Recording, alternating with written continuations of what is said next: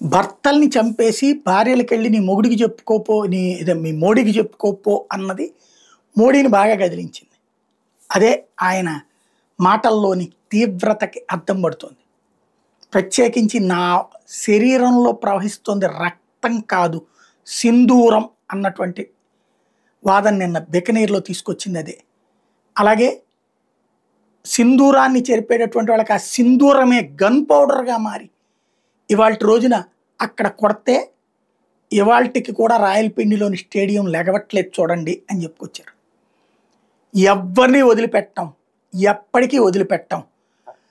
ఈ దేశం మీద దాడి చేయడానికి వచ్చే ఉగ్రవాది, ఆ ఉగ్రవాదిని పంపించే పాకిస్తాన్ గుర్తుపెట్టుకోవాల్సింది భారతదేశం మీదకి యుద్ధానికి పంపిస్తున్నట్టు. ఉగ్రదాడికి సమాధానం యుద్ధమే. ఉగ్రదాడికి సమాధానం దేశం మీద దాడే. మా దేశంలోకి ఉగ్రవాదులు 10 మంది వచ్చి చేస్తే మీ దేశం మీదకి వచ్చి ఉగ్రవాద దాడి జరుగుతుంది. It is a war. Israel ఫార్ములాలోకి వచ్చేసాం మనం ఇప్పుడు. ఇజ్రాయెల్ ఫార్ములా ఏంటి? పాలస్తీనా హమాస్ వాళ్ళు వచ్చి ఇజ్రాయెల్ ఏదైనా ఘాతుకానికి పాల్పడగానే పాలస్తీనా మీద వరుసపెట్టి దాడులు చేస్తుంది.